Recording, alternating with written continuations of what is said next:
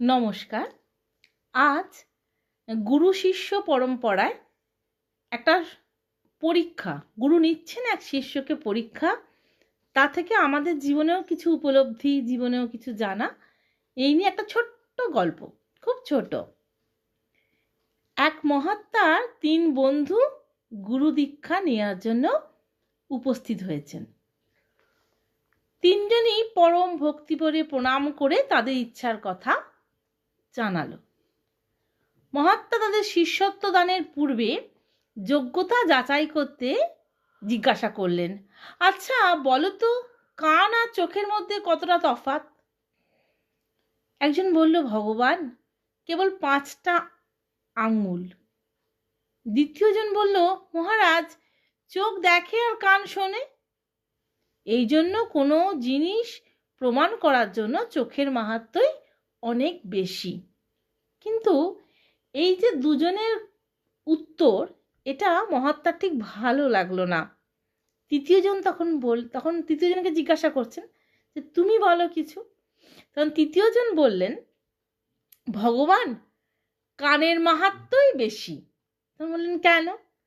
কারণ চোখ তো কেবল লৌকিক দৃশ্য দেখতে পায় আর জগৎকে দেখতে পায়, কিন্তু কানের পারলৌকিক এবং পারমার্থিক বিষয়ে পান করার সৌভাগ্য আছে।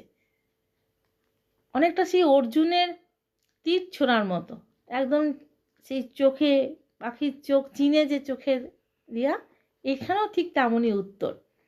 তখন মহাত্মা তৃতীয় জনকেই দীক্ষা দেওয়ার জন্য বেছে নিলেন।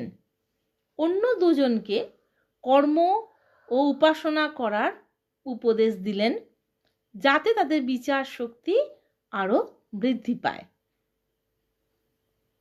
তারা 2 জন এখনো ব্রহ্মতত্ত্বের পরিধিতে পৌঁছাতে পারেননি বলে তিনি এই সিদ্ধান্তে উপনীত হলেন। অর্থাৎ আমি এখানে বুদ্ধের একটা বিষয় খুব আমার মনে পড়ছে, যে যখন তুমি কোনো কিছু গ্রহণ করছো, সে খাবার জিনিসই হলো বা কোনো একটা জিনিসই হলো, তাকে পুঙ্খানুপুঙ্খ খুব কিনলি অবজার্ভ করে যদি তুমি সেটাকে গ্রহণ করো, খুব সচেতনভাবে গ্রহণ করো, তাহলে তোমার সেটা যথার্থতা লাভ পায়। অনুরূপভাবে আজকের এই ছোট গল্পের মাধ্যমে আমরা এই শিক্ষায় আমরা উপনীত হলাম যে আমাদেরও ভীষণ সচেতনভাবে, খুব সচেত হয়েই সব বিষয়কে অবলোকন করা প্রয়োজন। তা নাহলে এই যে পারমার্থিক বিষয়ে পান করার যে বিষয়টা, এটা নাহলে আমরা উপলব্ধি করতে পারবো না। আশা করি প্রত্যেকে এটা খুব ভালো লাগবে। একটা ছোট গল্প, তার মধ্য দিয়ে একটি সামান্য উপলব্ধি। সকলে খুব ভালো থাকবেন, সুস্থ থাকবেন। আবার এমন ছোট গল্প, ছোট প্রাসঙ্গিক জ্ঞানের কথা, বিশেষ কিছু নয়, কিন্তু আমাদের নিত্য নৈমিত্তিক জীবন থেকে যেটুকু পাওয়া যায় সেইটুকুই গ্রহণ করার জন্যই এই উপলব্ধি। সবাই ভালো থাকবেন, সুস্থ থাকবেন।